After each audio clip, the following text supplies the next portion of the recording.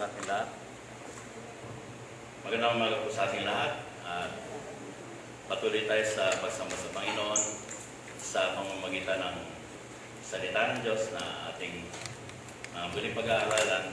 At ito ay tungkol din sa binasa natin kanina mula sa Lucas 9, 10 hanggang 11.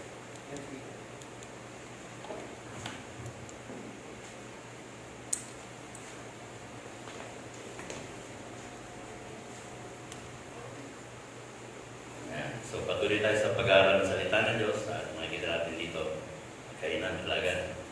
Parang katulad ng binasa natin kanina, kainan talaga.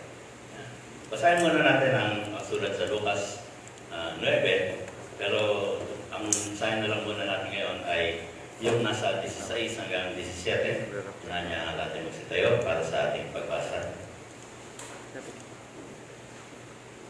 Kinuha ni Jesus ng 5 tinapay at 2 isda. Tumingala sa langit at nagpasalamat sa Diyos. Pinagpila-pilsa niya ito at binigay sa kanyang mga alagad upang ipamahagi sa mga ito. Nakakain ng lahat at nabusog. Tinipon ng mga alagad ang lumabis at nakapuno sila ng 12 bakod. Manalangin tayo. Panginoon namin Diyos na mga pangyarihan sa lahat, nagpupuli kami at nagpapasalamat sa inyo sa pagkakataon ito na patuloy kami mag-aaral ng iyong salita. At sa pag-aaral namin, Panginoon, ay patuloy naming pagbubulayan ang aming mga binasa, Panginoon.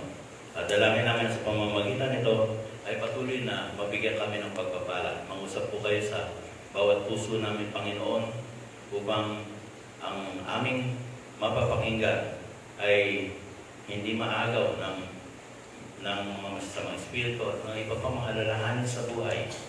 At sa ganun, Panginoon, ay makareceive kami ng nag-uumakaw na blessings na nanggagaling sa inyo. And all these things we pray to you in the mighty name of your Son, Jesus Christ our Lord. Amen. Ang pamagat po ng ating pag-aaralan ay but wait, there's more. Narinig natin yan sa mga scene on TV at sa iba mga katalastas na nag-o-offer ng katulad dati na pakinggan ko nung nakaraang linggo. Napakinggan ko yung offer na ito ay hindi 70,000, ito ay hindi 35,000, ito ay hindi 20,000, at hindi rin ito 6,000. Ito ay 2,999 lang. So, ang galing ng ang galing ng discount talaga. Paliit na paliit. Pero, but more. So, meron sinasabing gano'n. At meron pang iba pang mga offers. Bukod dun sa maliit na presyo, meron pa ibang mga dagdag na libigay dun sa item na yun. Kaya, kakataon ito, ay makakita na tayo ng patuloy na hindi lang blessings, hindi iba pa mga bagay na makikita natin ngayon sinasabing, but wait, there's more. So, isa natin dun sa verse 10 na sinasabi dito, pagbalik ng mga apostol, isinalaysay nila kay Jesus ang lahat ng kanilang ginawa. Pagkatapos umalis si Jesus kasama ang mga alagad papunta sa bayan ng Bethsaida. Tapos na ang laban. Kasi doon sa mga naunang verses, sa 1 to 6, hindi natin babasahin. Kaya na lang magbasa doon sa inyong bahay. Meron silang misyon. Ang misyon na yun ay yung magbahay-bahay ang mga apostol. Sila ay ipinadala ng Panginoong Jesus sa mga bahay-bahay upang mangaral ng salita ng Diyos. At sila naman ay tinanggap. At nung tinanggap sila, matapos ay umalis sila, masayang-masaya sila na nag-report kay Jesus. Tapos na yung laban. Tapos na napagtagumpayan nila. Naniwala ang mga tao, tinanggap sila. Tinanggap ang mabuting balita. Kaya pwede na tayong mag-break time. So, sa atin, nangyayari din ng mga bahay-bahay. Kasi doon sa mga online worship natin ngayon, Marami mga nasa bahay-bahay. So, nakikinig ngayon. At sa ngayon, ay meron din tayong laban. Yun nga yung ginagawa natin ngayon pagsamba sa Panginoon. At ito ay mapagtatagumpayan natin. At doon nga sa kanila, ang nangyari sa kanila, siyempre, expected nila, pahinga na sila. Sila ay papunta doon sa kanilang, sa bayan sinilangan ng maraming apostol. Doon hindi naman lahat ng mga apostol, no? Pero marami sa mga apostol ay doon isinilang at doon naghahanap buhay para mga isda. Yung Bethsaida na sa wikang Hebreo, ang ibig sabihin nito ay house of fishing. Sa iba, sinabi house of hunt. Pero ang hunting sa kanila ay yung isda, pangingisda. So yun ang pinaka-hunting nila. Yun ang ano nila. Incidentally, si Jesus naman ay ipinanganak sa Bethlehem ng sinasabing house of bread. So, meron similarity dun sa ating pag-aaralan, fishing and bread. But wait, there's more. Parang nakikita natin sa mga pelikula ng mga James Bond film, mga Mission Impossible, na yung bida ay nandun na sa resort kasama yung kanyang love life na nag-aaliw na. Kasi pahinga na siya tapos na yung mission niya tapos, biglang may tatawag. Meron pa palang panibagong mission na naman darating. So, nabitin na naman yung ano niya. Nabitin yung pagliliwalim niya. So, kasi nga, but wait, there's more. Yeah. Sa verse 11, ay mababasa natin dito, sinundan siya ng mga tao. Nang malaman ito at malugod naman silang tinanggap ni Jesus. Tinulungan niya ang mga tao tungkol sa paghahari ng Diyos at pinagaling niya ang mga may karamdaman. So, akala na tapos na yung laban. Pero hindi pa pala tapos ang laban. Parang yung katulad ng probinsyano na tagal-tagal matapos. Pero ngayon tapos na. Actually, hindi pa tapos yun. Kaya pinatigil. Yan. So, katulad din natin, no? Tapos na tayo sa yung iba, mga tapos sa bahay-bahay. Kumbaga, nasabik pa sa big group gathering. Ng ilan sa atin ngayon, yung kakonti na gustong-gusto dun sa big group gathering na yung church worship, yung physical worship talaga. Talaga sabik na tayo. Kasi gusto na natin makita yung isa't isa. So, ganun din sila. Bukod dun sa mga bahay nangyayari, ay gusto nila na nag-gather pa sila ng yung sama-sama sa isang lugar. So sila ay nakarinig ng salita ng Diyos sa Panginoon. Alam natin na siya ang bread of life papunta doon sa house of fishing. So related pa rin. So nagkaroon pa rin ng healing crusade. Parang katulad ng ginagawa natin dito, na kapag halimbawa natatapos na yung worship service, bago mag-benediction, ay pinapanalangin ang mga may sakit upang hindi lang physical na blessing, hindi lang spiritual na blessing, kundi yung na blessing. At hindi lang yan, kundi emotional na blessing. Kasi yung healing, hindi lang physiological, hindi lang physical, at emotional din, at spiritual. So maraming healing. So dito, nagkaroon sila ng healing crusade. Sa verse 12, nang malapit ng lumubog ang araw, nilapitan siya ng 12 at sinabi, palisin na po ninyong mga tao upang makahanap sila ng makakain at matutuluyan sa nayon sa paligid. Nasa ilang na lugar po tayo. So nakakaawa naman. Naawa mga apostol doon sa mga tao. Naawa sila.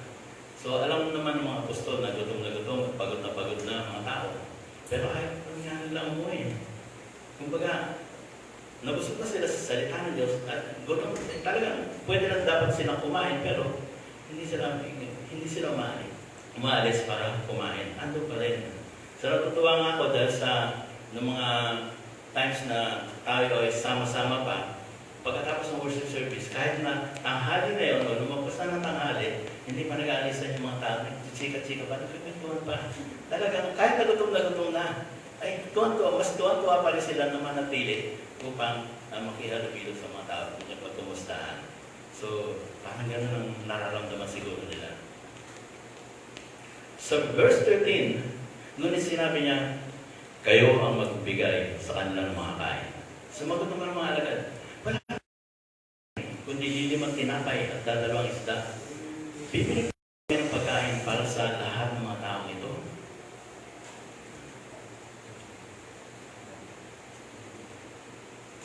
Number 3, para sinasabi ni Jesus, kaya mo yan. Sabihin niya naman sa mga katabi ninyo, kaya mo yan. Kaya natin, ha? Tayo magbibigay ng mga kain para in practical, ano? Para in practical na ang nandun na lang sa kanila ay 5 pirasong isda at 5 pirasong tinapay at 2 isda. Kumbaga, doon pa lang ano, kasi ba ang pera natin? Para sinasabi ng mga apostol, kasi ba ang pera natin ngayon sa mga palestra nila? Hindi lang practical dahil sa, hindi lang din, kundi impractical dahil sa pag pumunta sila sa bayan, halimbawa, 1 oras na darating doon, pagbalik, 1 oras na naman, 2 oras yun. Samantalang yung mga tao, kung ano mang papupuntahin lang sa bayan, mga 1 oras lang, tipid pa sa oras, makakain agad sila. So, impractical. Pero, sinabi nga, pakainin sila. Kasi ba ang 5 tinapay? Ang tinapay na noon ay barley. Ang barley ay ngayon na kalahati lang ang presyo nun sa arena na talagang pagkain nila na. So, ngayon, mahal ang barley. Siguro yung mga dati nagbibenta ako ng barley, mga 100 grams yata o 200 grams, nakakahalaga ng 700 pesos. Actually, 1 kilo nun ngayon ay 5,000 piso. 1 kilo lang. Grabe mahal, ano? Talagang napakamahal ngayon. Pero nung sagana sila sa barley, tinapay, 2 isda. Tinapay at tinapay. Tinapay at tinapay. Kasi mga isda noon, hindi naman sila siguro magdadala ng isda na hindi pa luto. Maling inihaw nila. Pero kung inihaw kasi madali masisira. Usually, ginagawa na parang lalagyan ng asin. Tapos, talagang parang tinapay. Parang magtagal. Kasi kapag naman travel sila, kailangan nang tatagal yung pagkain nila. So, maling parang tinapa yung kanilang yung dala. So, ako nagpapalaman ako ng doon sa pandesal nagpapalaman ako ng sardinas. Sarap. Si Tina, lansang-lansa. Pero, masarap talaga. Yun, siguro ganun din ang nila, no? Kaya parang maganda yung sa Bethsaida, alam naman natin, yung nga sa House of Feasting, na si Jesus naman ay alam natin pinanganak sa Bethlehem. So, ano pa rin, tinapay, yung feasting, isda. So, kung meron tayong mga dapat na gawin, kung minsan nililimitahan natin ang sarili natin sa kakayahan, nasa isip natin, kaya ba ng budget natin? Kaya ba ng physical na katawan natin? Kaya ba ng dami natin? Kumbaga, yun ang nasa isip natin. Talaga namang dapat gano'n ang pagpaplano. Pero, may mga times na kailangan higitan natin yun. Kumbaga, kahit na hanggang doon na kaya natin, hanggang doon na sa isip natin kaya natin, kailangan higitan natin. Kami, kapag nagpaplano sa company, sinasabi namin, hanggang dito talagang kaya namin. Pero nagbibigay ng challenge yung boss namin, mas mataas pa. Kayanin natin na mahigit pa ito. Hihigitan pa natin. Dadagdagan pa natin. So, ganun. At ganito rin, actually, higit pa dito ang challenge ng Panginoong Hesus. At nangyari nga ito sa akin nung time na gusto natin ipatayo itong ating sanctuary. Kung tutusin, hindi kaya ng budget natin. Hindi kaya ng kakayahan natin. Pero, nag-provide ng Diyos 1.7 million para sa materials nito. At kung tutusin, hindi pa rin natin kaya 200,000 na labor. Inabot pa nga na 700,000 eh. Pero, nag-provide pa rin ng Panginoon, ang dami mga nagbigay para ito ay makumpleto. At hindi lang na kumpleto, kundi sumobra pa, nakadagdag pa tayo ng bahagi ng 3rd floor. Na ito naman ang bubunuin natin ngayon. Kaya natin sa Panginoon. So alalahanin natin, hindi pagagawa, hindi niya kaya. So kahit na parang imposible, magagawa natin. Sa verse 14 to 15, halos 5,000 mga lalaki naroon. Sinabi niya sa kanyang mga alagad, paupuin ninyo ang mga tao ng 5,000. Pinaupo nga nila ang lahat. Pila-pila para sa ayuda. So nararanasan natin yan. No? Yung iba mga talaga pumipila para sa mga ayuda. Yung iba naman sa mga relief goods. So 5,000 ang mga lalaki. Lalaki pa lang. Hindi pa bilang yung mga babae. Dito nga sa atin, mas marami pa ang mga babae kaysa sa mga lalaki. So nakaupo sila. So ang pila nila ay 50, 5,000 daw eh. By 100 sa mga lalaki pa lang. So 100 na pila yun sa mga lalaki. Kung mas marami mga babae, talagang mahigit 100 yung pila. So nakaupo sila sa damuhan. Naalala ko rin yung sa Psalm 23:1. Sinabi, He makes me to lie down in every green pastures. He leads me sinasabi nga ron, yung mga, parang katulad ng sa mga tupa, kapag halimbawa pinaupo ng pastol ang mga tupa sa green pasture, ibig sabihin nun, wala silang kalaban. Kumbaga, peaceful yun. Wala silang dapat alalahanin at sila ay mabubusog. So yung ganun din ang ginagawa sa atin. Pinagpapahinga tayo habang naghihintay. Kaya pwede natin sabihin, willing to wait. Ayan, pila-pila. Para katulad din yung relief goods na Pero hindi ako yan, ha? Kakawin ko lang siguro yung sa ulo. Nagulat din ako nung una ko nakita yan. Ako ba yun? Ayan. So, sa amin naman gardenia at saka mega sardines ang bibinigay. So, pila-pila din. Alam natin na God is a God of order. So, gusto niya na talaga maayos. Kapag halimbawa may ganyang gagawin, kailangan maayos. And He provides comfort habang naghihintay tayo. At yung comfort na yun ang kailangan natin gawin. So, kaya nakakapanood tayo ng mga eksena na yung iba nag-aagawan, nagsisingitan, at yung iba nag-aaway-aaway pa para makasingit na sa pila, para lang mauna sa pila. Na hindi naman talaga dapat gawin. Pero sa kanila, kahit gutom na sila, pumila sila ng maayos. Sa verse 16, kinuha ni Jesus ang 5 tinapay at 2 isda, tumingin sa langit at nagpasalamat sa Diyos. Pinaghati-hati niya ang mga tinapay at isda at ibinigay sa kanyang mga alagad upang ipamahagi sa mga tao. Sana all. Sabihin nga natin, sana all. Talaga naman all. Kasi yung 5 tinapay at 2 isda, nagkasya para sa lahat. Hindi katulad sa mga yung binibigay sa mga local government, sa mga LGUs, na ang dami-dami nun, tapos kapag didistribute na, ay nababawasan. Sahit na dumadami, yung hindi. Talagang nakinabang ang lahat kahit nakakunti lang. Yun nga, na-experience natin na kahit na ang dami-dami, pagdating doon sa mga pagbigyan, konti-konti na lang. Pero hindi naman all. Hindi ko na lahat ng mga yun. Sa Lucas 9:17, yung last verse natin, pero hindi pa last verse sa series lang. Pero marami pa tayong verses na pag-aaralan. Silang lahat ay nakakain at nabusog. Nang ipunin ng mga alagad ang lumabis, nakapuno pa sila ng 12 kaing. 12 bakal na sa ibang saling. Hindi ko alam kung ano yung basket food, hindi natin alam. Pero ang dami sobra. So yun ang yun ang mahalaga. Parang ganyan talaga. Yan, umaapaw na overflowing. Sabi nga natin, umaapaw na overflowing. Kumbaga, parang redundant yung salita na yan.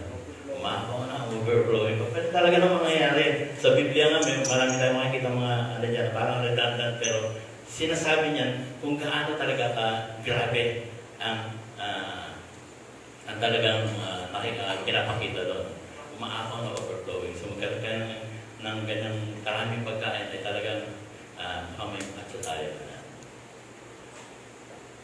So, mas marami pa kaysa sa ibinigay. So, alam natin na mula sa 5 pirasong tinapay at 2 isda, ito ay sumobra pa. 5,000 mga lalaki at hindi pa bilang ang mga babae at bata. So, mahigit 10,000 yun. Sa ibang nasabi na estimate nila sa mga 15,000 kung ano ba magkakasing rami sila. Napakarami talaga ng pinagbigyan noong 5 tinapay at 2 isda. Sa napakain mahigit 10,000 yun nga yun. Pero may sobra pa. May sobra pa. 12 kain. So, naalala ko tuloy yung kanta na biyaya mo'y umaapaw, ito'y sapat na at higit pa. So yun, talagang umaapaw na. Sapat na yun, pero higit pa. Hindi natin madadaig ang Diyos sa pagbibigay. Na kahit ngayon, sa kukunting ibinigay, ang daming bumalik. So, hindi nag-alala yung bata. Si John kasi ang direct witness, talaga eyewitness ng pangyayari. Alam niya na pinanggalingan ng 2 isda, 5 tinapay ay bata. Ibinigay ko, hindi siya hinayang at yun nga, sobra-sobra pa yung naibigay sa kanya. So, nang ibinigay ng Diyos si Jesus, binigyan pa niya tayo ng bonus. So, alam natin na si Jesus ay napakahalaga. Siya ang pinakamahalagang bagay o nilalang. Hindi siya nilalang, kundi siya ang pinakamahalagang persona sa buong universe. Pero bukod doon, binigyan pa niya tayo ng kaligtasan, binigyan pa tayo ng buhay na walang hanggan, binigyan pa tayo ng kanyang kaharian, at ginawa pa niya tayo mga anak niya. Praise the Lord! Wow! Talaga naman. Talagang umaapaw. Talagang kahit na pinakamahalaga na, ay ganun pa rin ang yung mas malaki pa rin, meron pa rin sa mga ibinibigay sa atin. But wait, there's more. Sa dami naman. Meron pa pala. Tignan natin kung ano yung kasunod. Tignan mo natin yung sinasabi doon sa Roma 8:32 na siya na hindi nagkait ng kanyang sariling anak, kundi ibinigay dahil sa ating lahat. Bakit hindi naman ibibigay sa atin nang walang bayad ang lahat ng mga bagay? Ano nga naman, ibinigay na niya ang kanyang pinakamahalaga. Humihiling tayo, katiting lang yung mga hiniling natin eh. So, bakit nga ba hindi natin, bakit hindi natin matatanggap? Yan. Hindi siya nanghihinayang sa Panginoong, naibigay ang Panginoong Jesus dahil sa mahal niya tayo. So, manghihinayang pa ba ang Panginoon Diyos na magbigay ng mga bagay na hinihiling natin? Hindi siya manghihinayang. May panghinayangan niya, yung kaligtasan natin kung ano ba ito ay magiging resulta ng kawalan ng kaligtasan. Magiging resulta na hindi tayo tatanggap sa Kanya, hindi, yung mapapahamak tayo. Pero, hindi siya manghihinayang na ibigay yun kung alam niya na hindi ito makakasama para sa atin. Kaya, pray ka na. Manalangin tayo. Ito encouragement na manalangin tayo na ibibigay ng Panginoon Diyos ang ating hinihiling kung ito ay hindi makasasama para sa atin. At dito nga, sa Roma 6, chapter 6, verse 10, maganda sa CSB version, yung Christian Standard Version. For the death He died to sin. Once for all time. Once for all time. But the life He lives to God. Yung kamatayan ng ating Panginoong Jesus ay ibinigay ng Panginoong Diyos sa atin. Yung kamatayan na yun ay ibinigay, sinasabi lang, hindi lang, actually doon sa original Greek, nakalagay na doon ay once for all. Pero alam ng mga scholars na yung once for all na yun ay hindi lang para sa lahat ng tao, hindi lang para sa lahat ng kasalanan, kundi para sa lahat ng panahon. So, ginawa yun, nangyari yun para sa panahon noon, ngayon, at magpakailanman. Kaya kung magkasala tayo, hindi tayo manghihinayang, mahihiya na lumapit sa Kanya dahil sa labis-labis ang Kanyang binayad para sa atin. Labis-labis yun, yung binayad niya. Kumbaga parang, halimbawa, may utang ako Kay Lydia na 1,000 piso. At oras na, Judith na. Oras na para magbayad. Sa tingin niyo ba, maglalakas loob akong, kung wala akong pambayad. Sa tingin niyo maglalakas loob ako na batiin siya o kumustahin siya. Hindi, mahiya ako. Wala akong pambayad eh. Dapat na magbayad, lalo na kung kailangan niya. Wala akong pambayad. So nakakaya lumapit. Pero, may nag-alok. Diyan si Agape. Sabi niya, babayaran ko na 1,000,000 yung utang ni Pastor Tito sa mama ko. 1,000,000 binayaran. O, halimbawa, sabihin lang natin si Willie. Siguro nag-viral yung utang ko, tapos nakita doon sa Facebook. Tapos si Willie, nakita niya na, may utang ito, babayaran. Sige, babayaran ko. 1,000,000 ang ibibigay ko. Kasama pa ng jacket. Yan. Yan, yan. So, sa palagay nyo, mahihiya ko ba akong lumapit kay Lilian? Hindi na. Hindi na ako mahihiya lumapit kasi sobra-sobra na yung bayad eh. Sobra-sobra na yung bayad. Ganon din tayo sa Panginoon. Nagkasala tayo sa Kanya, meron tayong kasalanan na napakalaki. Sabihin natin, napakalaki. Pero kung minsan hindi natin iniisip na sobra-sobra na yung bayad ng Panginoon para sa kasalanan natin. At yung iba, nahihiyang lumapit sa Diyos. So hindi nagsisimba, hindi nagpa-partake ng Lord's Supper dahil nahihiya. Hindi iniisip na kaya-kayang bayaran ng Diyos ang kanyang kasalanan. Yung iba nga, nagpapasakit pa sa sarili, yung nagpapapako pa sa krus, para mas sinasabi na hindi kayang bayaran ni Jesus ang kanilang kasalanan. Sobra-sobra pa ang binayad ng Panginoon. At ito ay talagang labis-labis. Parang na-experience natin siguro yung time na nagsishopping tayo, namimili tayo. Kapag naman nakita tayo ng isang bagay gusto natin bilhin, kaya ba ng bulsa ko? Kaya ba ng pera ko? Kaya ba ng credit card ko? Kung minsan gano'n, nalilimitaan tayo. Pero kung alam natin na sobra-sobra yung pera natin sa bangko, sobra-sobra yung pambayad natin, marami tayong pambayad, hindi tayo mahinayan. Kung maga parang, bili ko yan, pamibya, ipapangregalo ko yan, o ipapanglibre ko yan, o iboblock out ko yung mga tao. Hindi tayo mahinayan kasi alam natin na hindi tayo mauubusan ng pera. So ganun yung feeling na na dapat natin na hindi tayo mauubusan ng resources na nagagaling sa Panginoon. Kaya maging patuloy na generous tayo. Maaaring hindi lang sa pera, kundi pati sa pagbibigay ng pag-ibig. Yan ang higit sa lahat na ang generosity natin ay yung pagbibigay ng pag-ibig sa iba pang mga tao. So nais kong basahin natin ng sabay-sabay ang mga talata sa Efeso 3:20.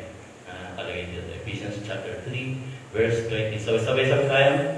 God is able to do exceeding abundantly above all we ask or imagine. Kaya ng Diyos yan. Kaya din natin. Kaya patuloy tayo sa paglapit sa Kanya with boldness in our heart dahil alam natin na tayo ay pinagkalooban ng Panginoon ng biyaya sobra-sobra. Manalangin tayo.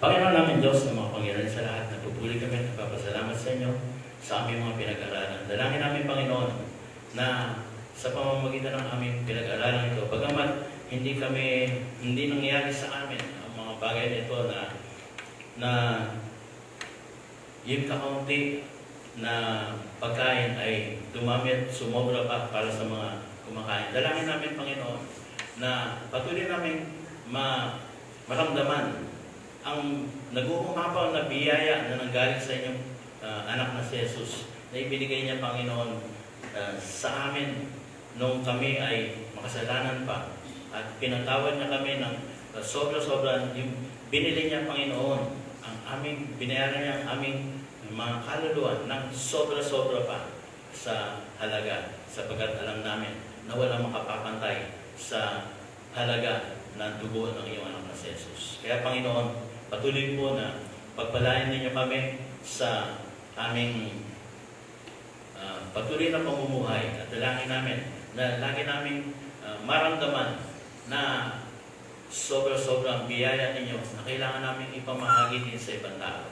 Kaya patuloy po, Panginoon, na pagpalain niyo kami sapagkat ang lahat na ito ay tinataas namin. In the mighty name of your Son, Jesus Christ our Lord. Amen. Pagkakala, Panginoon.